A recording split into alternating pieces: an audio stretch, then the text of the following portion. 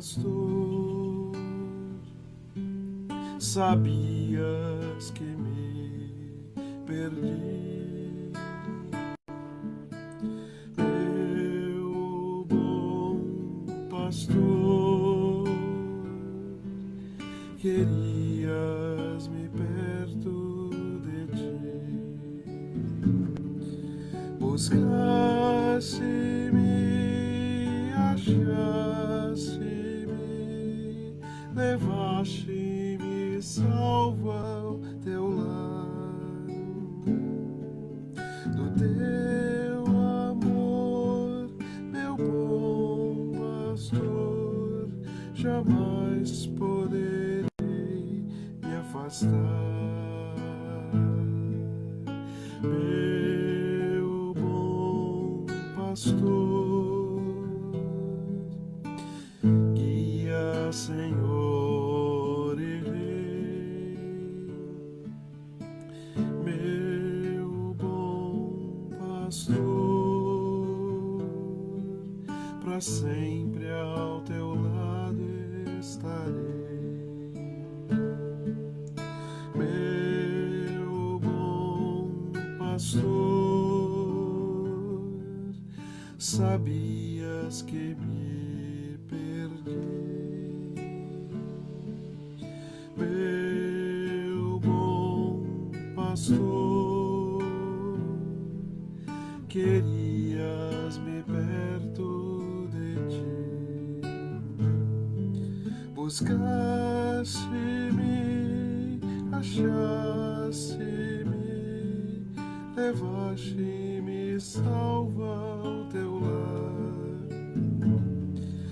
Do teu amor, meu bom pastor, jamais poderei me afastar.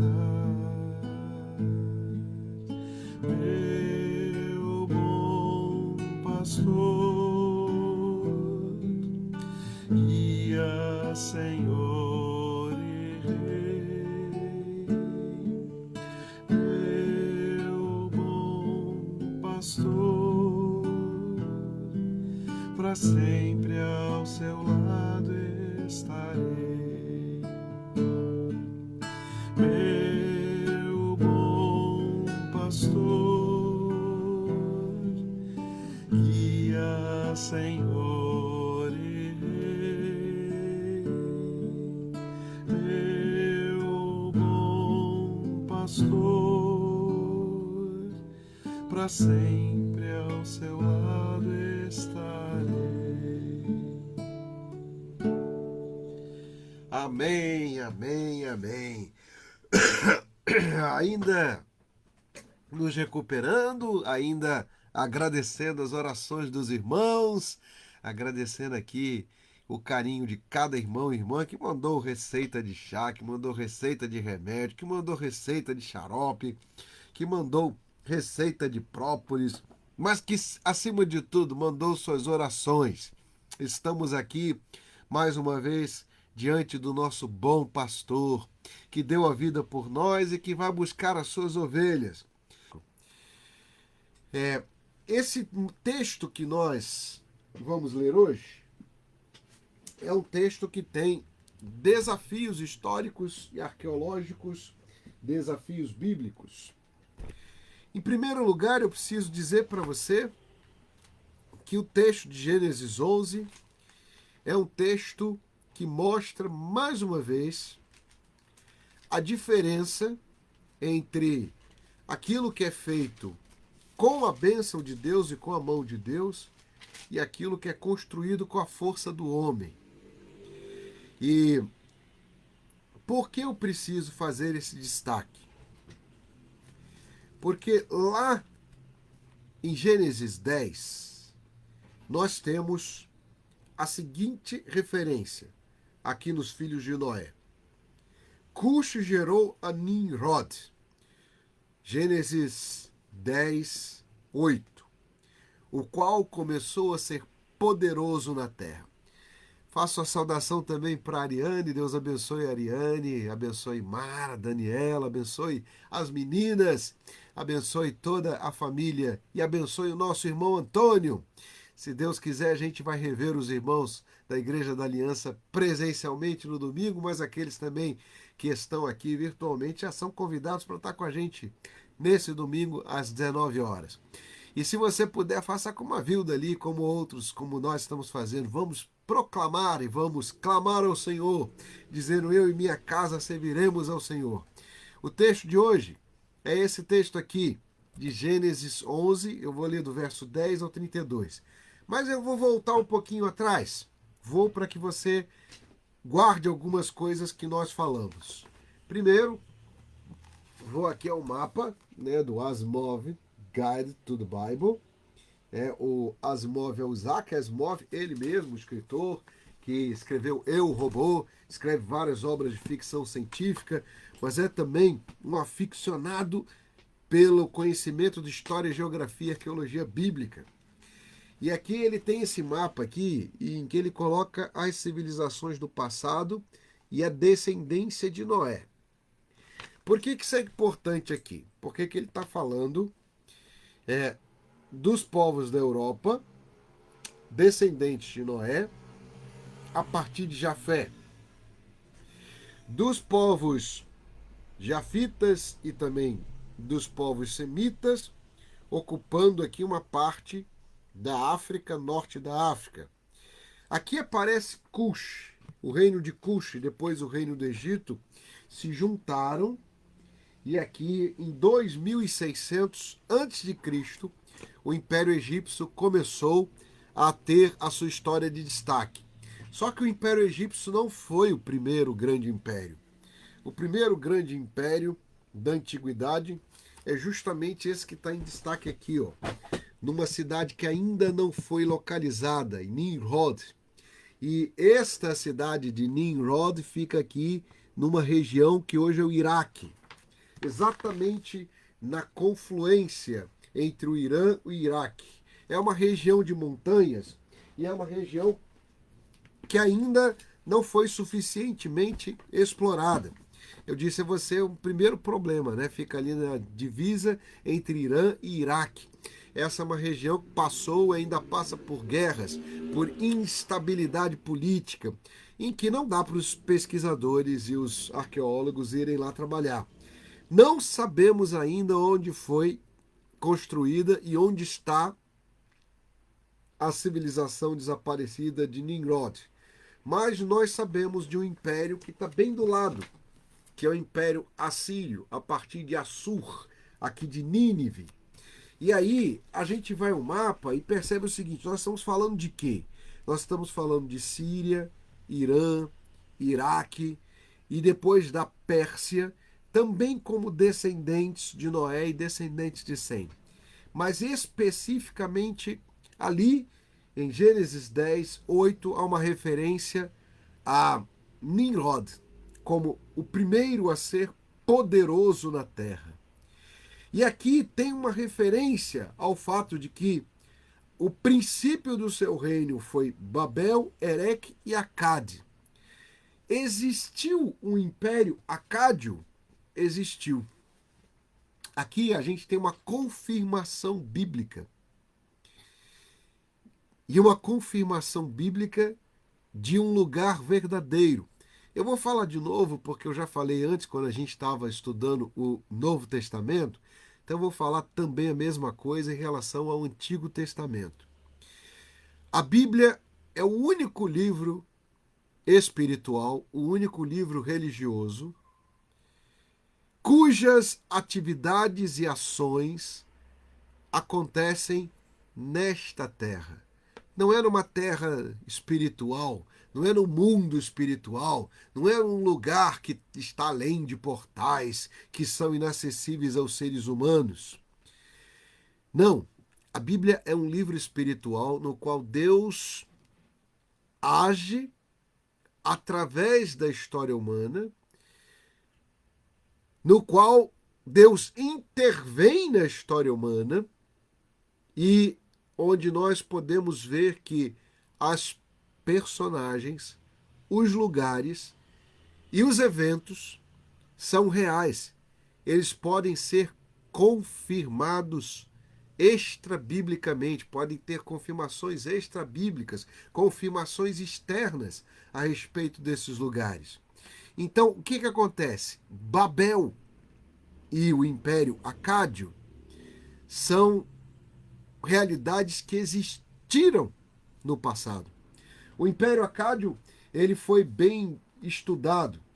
Embora nós não saibamos onde está Nimrod, nós sabemos que Sargão, lá em 2354 a.C., derrotou o rei de Ur e construiu um império, juntando a região de Ur, Uruk e Babilônia. E a capital do Império Acádio era Acade. Veja você aqui que o texto de Gênesis 10 fala de Acade, fala de Babel, mas também fala de Ur e de Uruk, coisas que nós vamos ver um pouquinho mais para frente. Fazia parte então do reino de Nimrod e fez parte depois do Império Acádio, a cidade de Babel e a região da Babilônia. E aqui a gente tem a cidade de Acade, cidade que ainda também continua sendo pesquisada. Alguns pesquisadores dizem que Acade fica no Irã, outros dizem que Acade fica no Iraque, outros dizem que Acade fica justamente onde está hoje a divisa entre Irã e Iraque.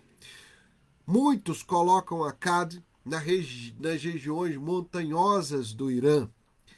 E nós não sabemos exatamente onde está a cidade de Acade e as suas ruínas nos dias de hoje, mas nós temos várias evidências históricas de que o Império Acádio foi um império do passado.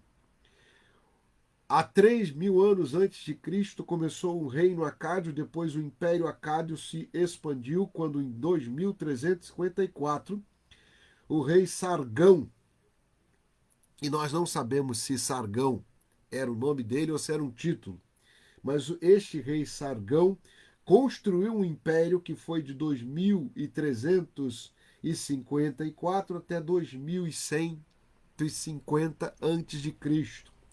Isso constrói aí um império de um período de 200 anos. E nessa construção do Império Acádio, as referências arqueológicas apontam para Nimrod, para Babel e Acádia. E aqui a gente já começa a perceber uma coisa curiosa.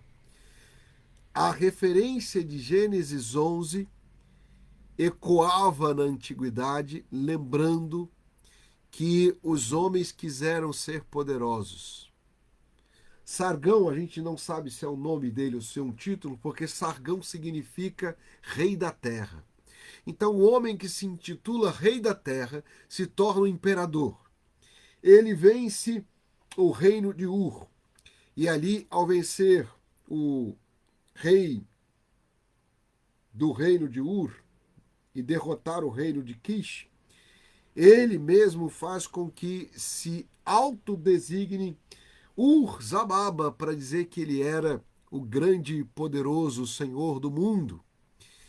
E isso aparece em peças de bronze, ainda na Idade de Bronze, nesse momento do reino acádio. Nós estamos aqui no momento em que o Império Egípcio está se formando lá embaixo.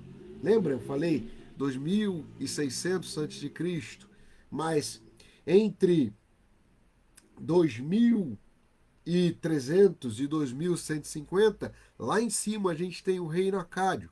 Mas, posteriormente, nós vamos ver na história de Israel e de Judá que estes dois impérios sempre estarão trabalhando como se fossem duas peças, sempre se chocando. Adivinha onde? Na Palestina, ali onde Deus colocou Israel. No lugar onde os impérios entravam em conflito, onde a história circulava, e isto era um plano de Deus preparado antes de cada um de nós nascermos, antes até de nascer o descendente de Sem, que vai dar origem à nação daqueles que têm fé. Eu gosto dessa designação porque essa é a designação de Paulo. Paulo ensina lá em Romanos que Abraão é o pai de todos aqueles que têm fé, de todas aquelas pessoas em todas as nações que têm a fé de Abraão. Antes de eu chegar na fé de Abraão e na vida de Abraão, nós vamos ter que caminhar aqui em Gênesis 11, 10 até 32. Eu vou ler o texto com você, eu vou ler passo a passo e a gente vai fazendo os comentários aqui. Aproveito para fazer a saudação também ao Perim, a Márcia Couto e ao Moisés e aos irmãos e irmãs que estão chegando. Estamos lendo agora Gênesis capítulo 11, versos 10 a 32. São essas as gerações de Sem. Ora, ele era da idade de 100 anos quando gerou Arfaxade, 2 anos depois do dilúvio. Bom, Arfaxade, e aí a gente precisa olhar de novo o mapa, e eu vou olhar o mapa junto com você, que é o mapa aqui do nosso irmão, reverendo Heber Len César. Deixa eu ver se o mapa consegue aparecer aqui para você ver. Tem que olhar ali, eu boto na câmera aqui, tem que olhar na tela ali para você ver se está direitinho, se você consegue ver. Esse é o mapa que está lá no livro de História, Geografia e Arqueologia Bíblica do nosso irmão Heber Len César, editora Candeia. Teve gente que falou comigo, pastor, esse livro está esgotado, não acho mais. Infelizmente é verdade. Reverendo Heber Len César foi missionário em Angola, Moçambique, África do Sul, foi professor de História, Geografia e Arqueologia do Seminário Presbiteriano do Norte, em Recife. Está lá em Brasília agora já como pastor. Por que eu mostrei o mapa para você? Ali onde tem Nimrod, Assur, Arfaxade fica bem no meio. E, portanto, aqui a gente começa a olhar esse texto e começa a fazer algumas perguntas. Que pergunta a gente pode fazer? Primeiro, a pergunta, e essa é importante, é aquela de onde está a Arca de Noé? E daí em diante a gente tem a caminhada do dilúvio. Ali, Magda perguntando do livro. O livro é esse aqui, História e Geografia Bíblica. Reverendo Heber Len César. Para quem tem o privilégio de estar na Igreja Presbiteriana da Aliança, eu vou deixar na mesa do púlpito lá no domingo, aí você pode ir lá, pode folhear, tirar foto e estar com a gente. Mas caminha comigo aqui um instantinho para você entender. Segundo aqueles que pesquisam História, Geografia e Arqueologia Bíblica, e isso é importante para você entender, para você saber, a Arca de Noé pousou ali numa região entre a Turquia e a Armênia. Dali vai descendo o povo, que vai se tornando descendente de Sem, vai depois migrando a partir das ilhas e para o norte da África e para o continente africano, os descendentes de Jafé, e vão se fixando ao longo da Síria e Líbano e Palestina os descendentes de Cã. Dentre os descendentes de Cã e Canaã estão os filisteus. Isso é importante para você começar a entender esta caminhada histórica e esse movimento. Mas é a partir, se você prestou atenção no que eu disse antes, é a partir da descendência dos filhos de Cã que nasce o primeiro grande império da antiguidade, o Império Acádio. E aqui a gente já começa a entender como funcionam as coisas na Bíblia, nas Escrituras e no conhecimento de Deus. Do ponto de vista humano, do ponto de vista dos homens, os descendentes de Cã e Canaã se tornaram vitoriosos, abençoados. Eles ergueram fortalezas, eles construíram cidades. O descendente de Cã e Canaã tornou-se o primeiro grande imperador da terra. O que é que o texto está dizendo? Ele está dizendo que Sargão, aquele que foi o imperador da Acádia, e o Império Acádio, foi o primeiro grande império e a primeira grande civilização da Idade do Bronze na história da humanidade, rivalizando com o Egito, sendo os egípcios descendentes de Jafé e o Império de Nimrod descendentes de Cã. Onde estão, então, as palavras de Noé, que disse que os descendentes de Cã e Canaã seriam menores do que os descendentes dos seus irmãos? Olhando biblicamente e olhando para essa seleção de gerações, nós vamos fazer um estudo genealógico aqui e vamos perceber isso. Do ponto de vista humano, geopolítico, econômico, militar, os descendentes de Cã e Canaã se tornaram maiores, mais poderosos e importantes do que os descendentes de Sem. Guardou essa informação? Ela é importantíssima, porque o capítulo 11 vai fazer uma comparação e um paralelo entre os construtores de Babel, descendentes de Cã e Canaã, e a descendência de Sem, que é aquela sobre a qual Deus colocou a verdadeira bênção. Ser, portanto, bendito diante de Deus e engrandecido diante de Deus não significa ser engrandecido diante dos homens. É isso mesmo que a Magda está ali destacando. Isso é muito forte, muito importante, muito marcante nas Escrituras. Deus poderia ter escolhido Sargão e Nimrod para serem aqueles que seriam considerados o povo eleito. Ora, Sargão derrotou lá o reino de Kish, derrotou Ur-Zababa, que significa Senhor do mundo, e se tornou ele mesmo Zababa. Esse é um título que era um título inclusive divino.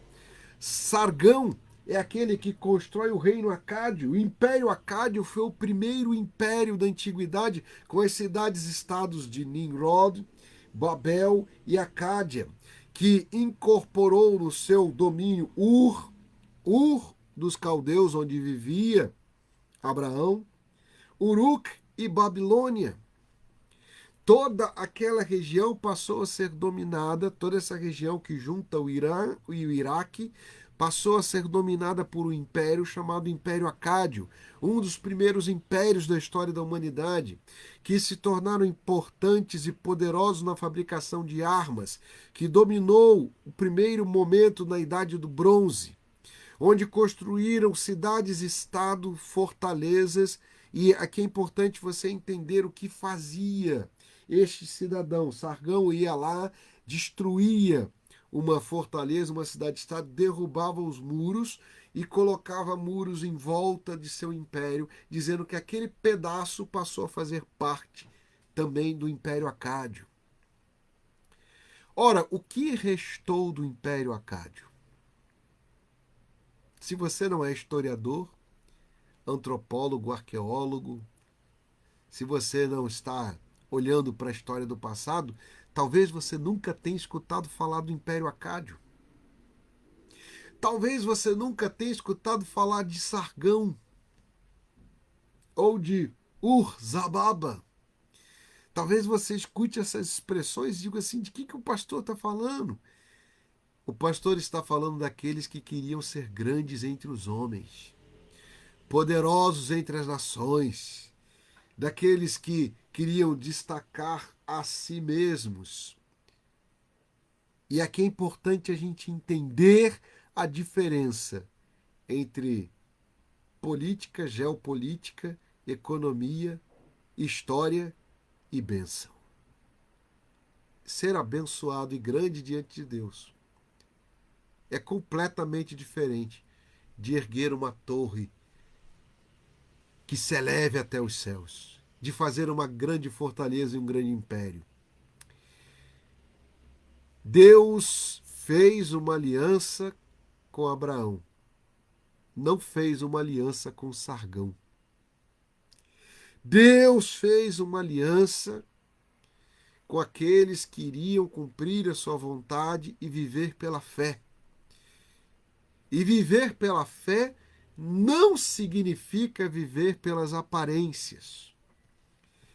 Eu acho que é importante a gente destacar isso, meu irmão e minha irmã, porque tem muita gente, mas muita gente mesmo, nos nossos dias, dentro das igrejas, que segue uma teologia de Sargão, que pensa que ser abençoado é fazer parte do Império Acádio, é construir a Torre de Babel. Ora, eu vou dizer aqui uma coisa muito forte, mas verdadeira. A igreja de Babel não é o povo de Deus que caminha com Abraão. Vamos andando aqui no texto? Gênesis capítulo 11. Tinha Sem a idade de 100 anos quando nasceu Arfaxade, 2 anos depois do dilúvio. Muitos comentaristas dizem aqui, ele está falando de Arfaxade porque a partir de Arfaxade saem algumas outras nações e descendências.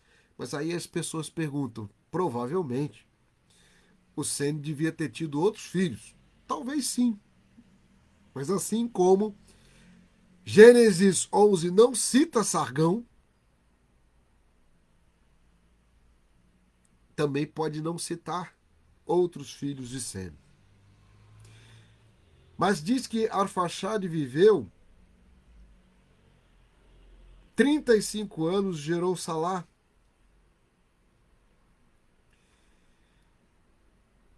Calma que eu vou chegar lá. Quando eu chegar lá em Persegue, eu vou responder a pergunta da Magda. Vamos caminhando comigo. Tinha Arfaxade a idade de 35 anos quando gerou Salá. E depois que gerou Salá, viveu Arfaxade 403 anos, gerou filhos e filhas.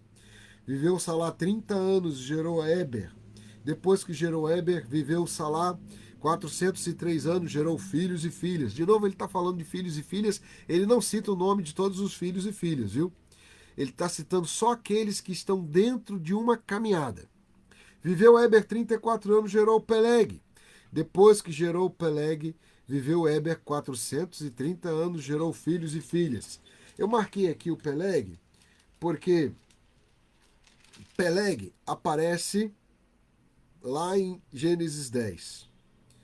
E aí é importante você ir para lá porque está dizendo aqui, ó, em Peleg, Gênesis 10, 25. Vamos lá para a gente entender. E aí eu vou responder a Magda. Gênesis 10, 25. E aí a gente vai fazer o comentário a respeito de Babel. Porque a gente vai ter que falar de Babel também. Primeira observação importante é que em Gênesis 10, 25 diz que Éber teve 2 filhos. E ele cita Peleg e Joctã. Aqui, na linhagem de Gênesis 11, ele não fala mais de Joctã, mas ele só fala de Peleg e da sua descendência.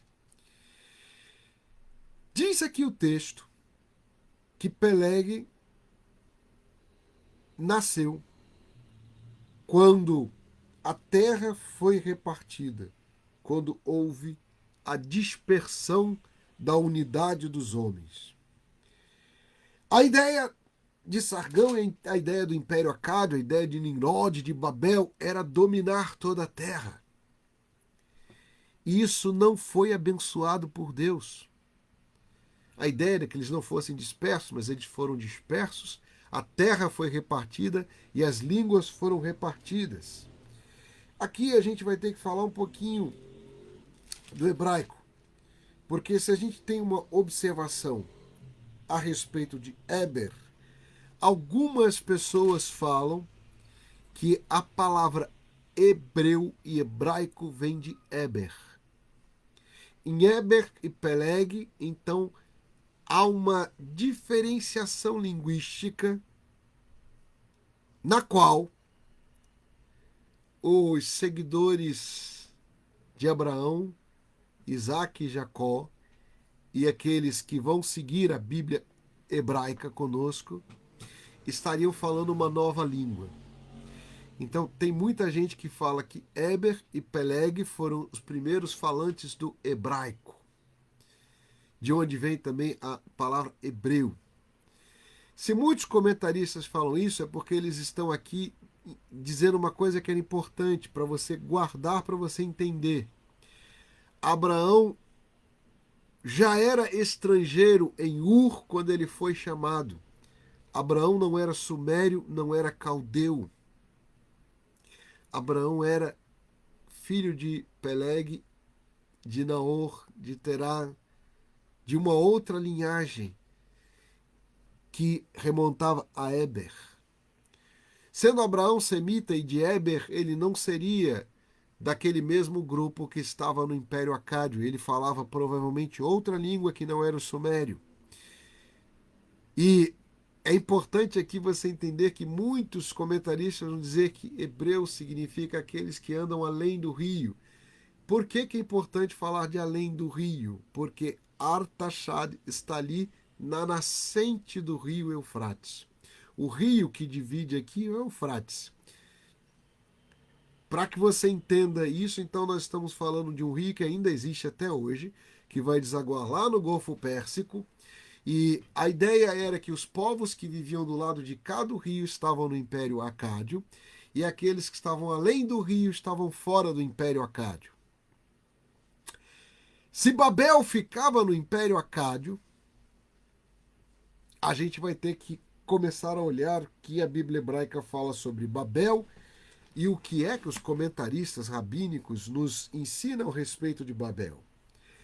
Guarda aí no seu coração porque tem muita emoção. Primeiro, Babel vem do hebraico Balal, que significa, o verbo hebraico, confundir. Tem gente então que vai dizer que Babel significa confusão. Eu já encontrei essa referência, Magda, mas Babel, se está relacionado ao verbo em hebraico babal, balal, e muitos vão dizer que está relacionado ao verbo hebraico balal, há uma aproximação linguística, mas a gente tem possibilidades aqui de pensar com os hebreus e com aqueles que fazem parte da tradição rabínica. Eles vão dizer que Babel é uma palavra que é uma contração linguística. Balal El, que quer dizer Deus confundiu. Não é que Babel significa confusão, porque o El aí é como em Ismuel, Samuel, que quer dizer Deus ouviu. E aí Israel, o homem de Deus. Então a gente tem que começar a Betel, que é outra palavra que a gente conhece, né? Que vai aparecer na Bíblia hebraica. Beit quer dizer casa. E aí Beit El, que quer dizer casa de Deus. Esse El aí, ele aparece várias vezes na Bíblia para se referir ao Deus vivo, ao Deus verdadeiro. Então, em hebraico, segundo os comentaristas rabínicos, segundo a tradição hebraica, Babel significa literalmente Deus confundiu, do verbo Baal com a palavra El. Então, Babel quer dizer Deus confundiu. Deus confundiu os homens. Por que Deus confundiu os homens? Por que Deus os dispersou? Porque Deus não abençoou. Isso é importante você saber. Deus não abençoou aquela grandeza material e aquela soberba, aquela opulência, e os repreendeu. Deus não abençoou a vaidade de Sargão. Ali o nosso irmão está escrevendo o nome, mas eu vou escrever de novo aqui para você. Pode pesquisar fora da Bíblia e você vai ver essa história. Sargão, que viveu no século 23 antes de Cristo, o Império Acádio, você pode pesquisar para procurar. Eu sei que tem gente que gosta de pesquisar, então vamos lá pesquisar com calma. E aí você vai ter essa referência que aí está. Tem gente que coloca que o Império Acádio começou entre 2600 e 2500, mas eu encontrei uma referência mais forte, que é o fato de em 1354 ele anexa a cidade de Ur e de Uruk, onde estava Abraão. Então Abraão está vendo ali os impérios andarem à sua volta. Então isso é importante para você começar a entender a história bíblica e entender essa caminhada. E este reino esse império acádio, ele termina em decadência, em lutas internas, entre 2150 e 2200 a.C. Aqui a Magda está lembrando ali, né? Que eu li o comentário do Rabino que diz que essa foi uma pena branda. Não foi eu que disse, não, viu? Mas eu vou dar a fonte aqui para você saber. É o comentário rabínico que faz essa referência ao fato de que, se nós compararmos com o dilúvio, a pena foi branda. E aqui a referência é bem interessante, porque diz o seguinte: o homem acreditava que, ao dominar a técnica de fabricar tijolos e betume, já podia construir torres que alcançariam os céus. A ciência e as invenções abrem novos caminhos para o homem. Todavia, elas não devem ser utilizadas para o mal, nem levar a soberba para dizer: tornemos célebre o nosso nome. A Torá ensina que a técnica tem que ser utilizada a serviço do bem e não a serviço próprio. Os relatos bíblicos demonstram que, na comparação com a geração do dilúvio, a pena que Deus condenou os homens a partir de Babel foi suave. Primeiro, porque Deus prometeu por si mesmo não destruir novamente a humanidade. Segundo, porque, embora Deus pudesse ter destruído a soberba daqueles homens, apenas os dispersou. Então, aqui está o comentário para você entender.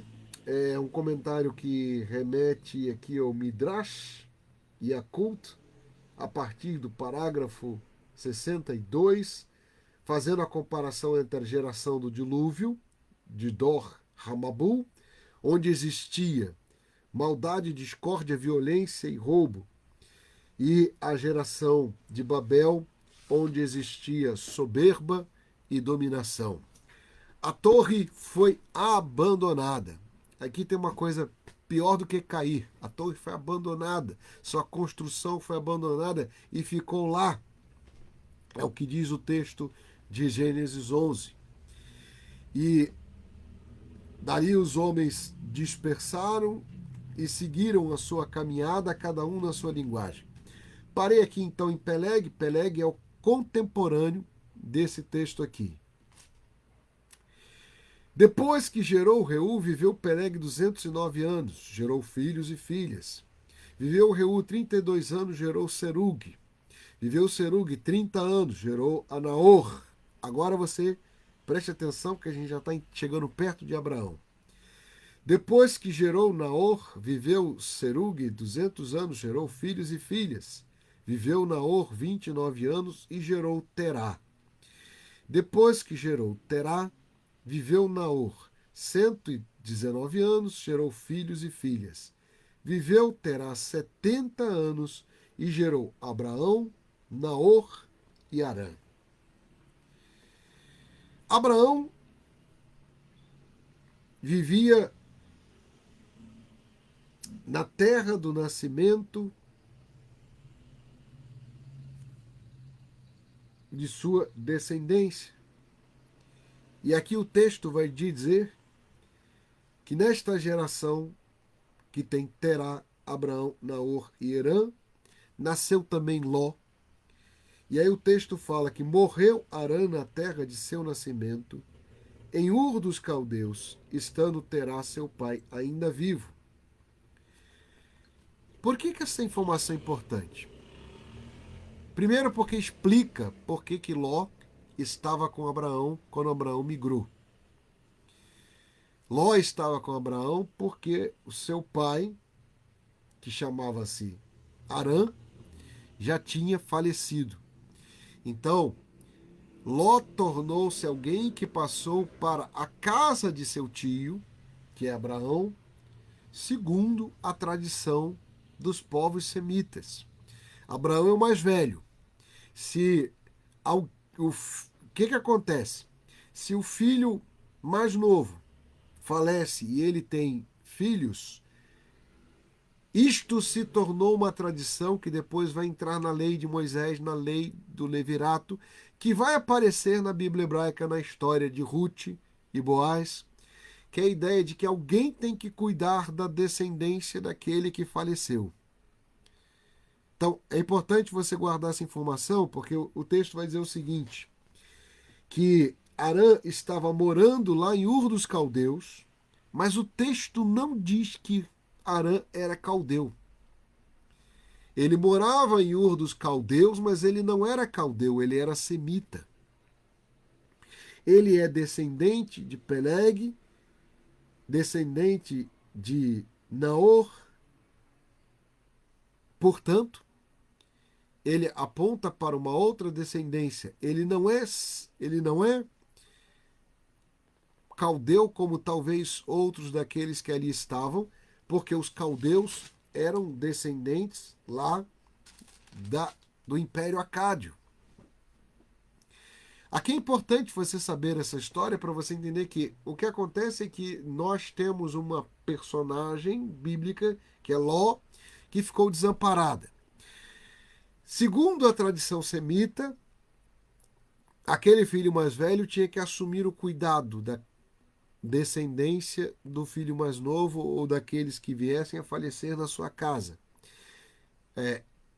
O texto não fala a respeito da mãe de Ló. Então, a gente pode presumir aqui que Ló ficou órfão de pai e de mãe. E ele passou então a acompanhar o seu tio. Mas o texto fala claramente que Harã ainda morava em Ur e seu pai Terá ainda era vivo quando Ló passou a acompanhar seu tio Abraão. Abraão e Naor tomaram para si mulheres. A mulher de Abraão chamava-se Sarai, a de Naor, Milca. Milca, que era filha de Harã, que foi pai de Milca e de Isca. Aqui o texto menciona um outro Harã que não tem nada a ver com aquele que morreu. Mas as pessoas olham os nomes assim, são parecidos, né? São parecidos, mas nós não sabemos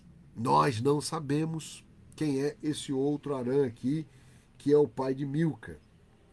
A nota que eu tenho aqui, que é uma nota de rodapé, pressupõe que este Harã é aquele que está na outra descendência lá, que aparece em Gênesis 10.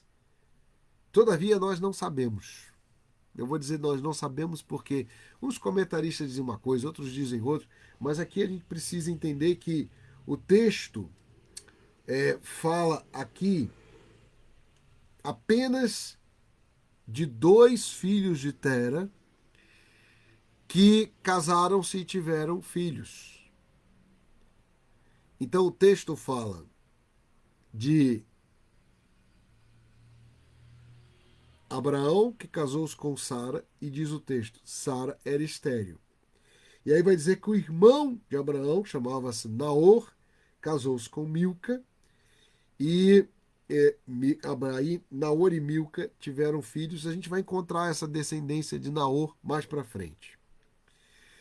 Tomou Terá a Abraão, seu filho, e a Ló. Aqui a gente tem que entender o que aconteceu. Terá passou a andar com Abraão, seu filho, e com Ló. E o outro? Para onde foi Naor? A gente vai aprender para onde foi Naor depois, mais tarde, quando aparecer a história de Rebeca, descendente de Naor. Mas aqui a gente começa a entender que Terá e Abraão foram para um lado e Naor foi para o outro. Para onde foi Abraão? Saiu com eles de Ur dos Caldeus para a terra de Canaã e foram até Harã, onde ficaram. Aqui muita gente fica confusa e tem que ficar confusa mesmo. Então quer dizer que tem um Harã, que foi o pai de Ló, que chamava Harã e morreu. E ele era irmão de Abraão. Tem o outro Harã, que foi o pai de Milca e que a gente não sabe quem é. E ainda tem uma terra chamada Harã. É muito Harã, né? Então a gente começa a entender aqui que esse é um nome muito comum. Não só a gente começa a entender que esse é um nome muito comum, mas a gente vai precisar olhar o texto para entender o que significa este Harã. Segundo aqueles que estudam história e arqueologia bíblica, Harã e Alepo seriam duas cidades que ficavam ali perto da Síria atual e por onde passava uma importante rota comercial. Alguns comentaristas vão dizer, inclusive, que de Harã vem a palavra harém. Nós não sabemos se é realmente isto verdade, porque isto é apenas comentários de uns de outros, e aqui, na hora que entra os comentários sobre esta região de Harã, tem tantos comentários que nós poderíamos ficar aqui falando até amanhã a respeito da terra de Harã e da caminhada de Harã. Porque tem outros que vão dizer que Harã dá origem à palavra árabe. Então, uns dizem que dá origem à palavra harém, outros dizem que dá origem à palavra árabe, outros dizem que Harã é uma terra completamente distante. O fato é que nós não sabemos também exatamente onde ficava a cidade de Harã.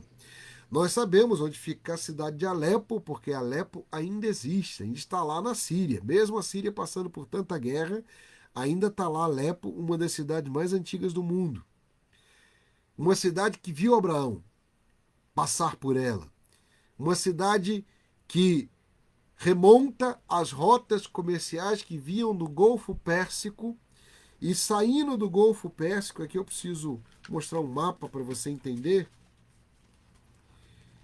E aí você vai entender isso um pouquinho melhor. Esse mapa está em muitas das nossas Bíblias. Tem aqui o Império Eteu, que vem depois do Império Acádio. O Império Acádio ficava aqui por cima e desapareceu, porque depois do Império Acádio vem aqui o Império Assírio, onde está a capital da Síria, Nínive. Aqui tem o Império Eteu. No entroncamento entre o Império Eteu e o Império Assírio tem a cidade de Harã. Uma cidade que ficava aí, portanto, na confluência histórica.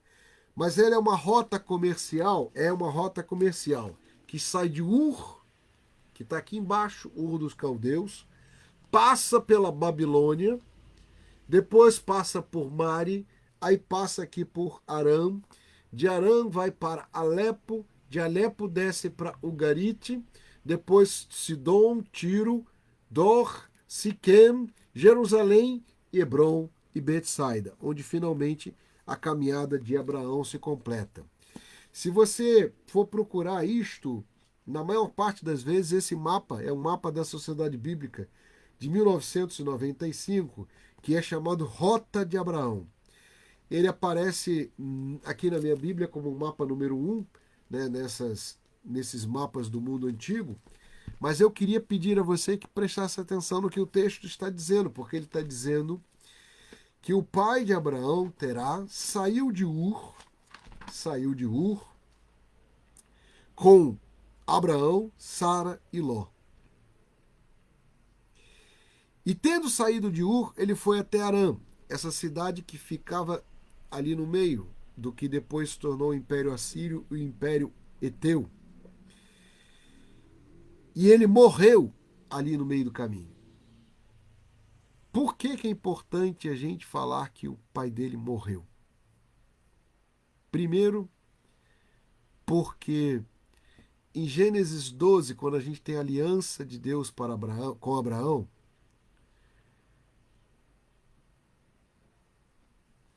muitos comentaristas bíblicos, a maioria, crava com certeza que quando Deus fez aliança com Abraão, seu pai já tinha morrido. Abraão está em luto, seu pai, Terá, faleceu, e Abraão já não estaria em Ur, mas estaria ali em Harã, porque o pai dele faleceu, ele devia estar ali em Harã, perto do sepultamento do pai. O que é lógico a gente imaginar que ele está lá, esse sepultamento do pai. O pai morreu, ele não. O texto diz que ele morreu ali em Harã. Transportá-lo de volta até Ur não faria sentido. Se você olhar o mapa, você vai entender o que eu estou dizendo. Por outro lado, Abraão poderia estar se perguntando: e agora? O que eu vou fazer? Talvez você mesmo, nesse tempo em que nós vivemos, fique se perguntando: o que eu vou fazer? Muitos estão diante de realidades em que há lutos na nossa vida. Há lutos, há lutas, angústias. E é no meio desta angústia e no meio desse luto que Deus fala com Abraão. E Deus faz uma aliança com Abraão. É importante que você soubesse que provavelmente o pai de Abraão fazia parte daquela cultura politeísta, mas ele deve ter recebido o ensinamento da aliança que veio desde Noé. Por que eu estou dizendo isso? Porque Abraão não estranha quando Deus fala com ele. Abraão já sabia quem era Deus. Por isso, eu vou aqui compartilhar com você aquilo que é a opinião da maioria dos comentaristas. Abraão era semita, não era caldeu. Ele era um estrangeiro que estava em terra estranha, ali no Império Acádio. Ele viu o juízo de Deus sobre Babel e sobre aquela grande civilização que o Império Acádio queria construir e que depois a Babilônia quis continuar e que os impérios do mundo sempre continuaram na sua trajetória. E Abraão aprendeu que era melhor estar com Deus do que buscar os favores dos homens e dos poderosos. Abraão aprendeu que era melhor seguir a vontade de Deus do que desafiar e blasfemar contra o Eterno. Abraão também pode ter recebido os ensinamentos daqueles filhos de Noé que mantiveram aliança com Noé. Abraão também deve ter recebido a própria história de Noé como herança familiar. O fato é que Abraão não estranhou quando Deus o chamou para uma nova caminhada. E o que é mais importante, Deus chamou Abraão para uma nova caminhada no momento de crise. O texto é bem claro. O pai de Abraão toma Abraão, Sara e Ló e os leva consigo, saindo de Ur em direção a Harã. Chegando em Harã, ele morre. E Abraão está com seu pai morto. E ele provavelmente não sabia o que fazer. Se voltava para Ur, se ia atrás de Naor, ele deve ter ali sepultado seu pai naquela cidade de Harã. Ele provavelmente talvez estivesse buscando o Senhor quando o Senhor o buscou. E o Senhor lhe deu uma direção e uma rota de vida. Quero convidar você agora para que esteja como Abraão diante de Deus. A gente não precisa passar por um luto para fazer uma aliança com Deus. A gente não precisa passar por uma crise para entender a direção de Deus para a nossa vida. Mas às vezes é no meio dos lutos e no meio da crise que nós ouvimos com mais clareza a voz de Deus. E eu queria pedir a você, meu irmão e minha irmã, que agora orasse comigo. Vamos falar com Deus, porque Ele está nos falando a cada dia. Nós vamos buscá-lo porque Ele nos buscou primeiro. Como um bom pastor que vai em busca de suas ovelhas, Deus foi em busca de Abraão. Cristo diz que Deus procura adoradores que o adorem em espírito e em verdade. E se você está entre aqueles que são buscados, procurados e alcançados por Deus, queria convidar você para que a gente fizesse uma oração juntos. Vamos orar? Se você pode orar, esteja diante de Deus nesta hora. E vamos falar com o Senhor, vamos clamar aquele que nos dá direção em todo momento.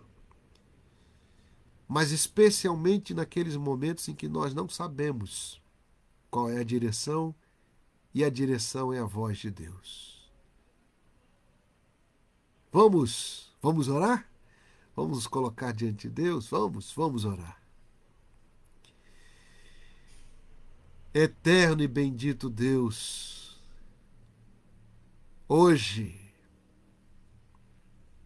quando ouvirmos a Tua voz, faz com que nós possamos seguir o caminho de Abraão, que não é apenas uma rota terrestre, não é apenas um deslocamento.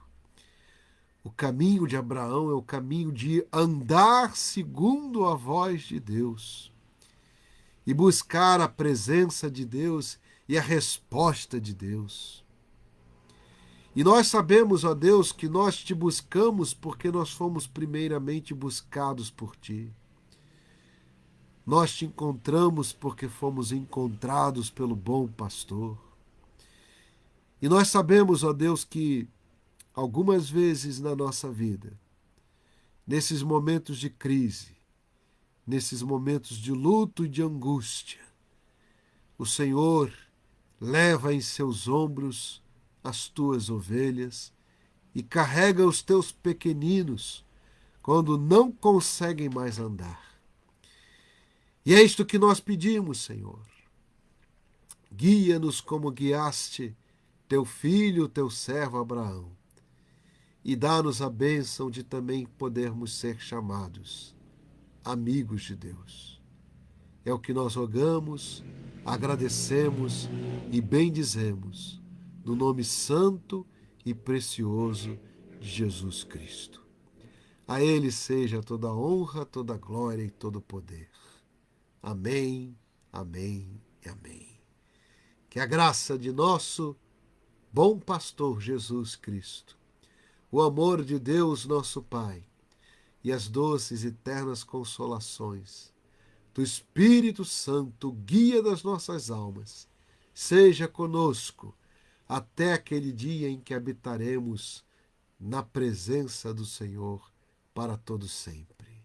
Amém, amém e amém.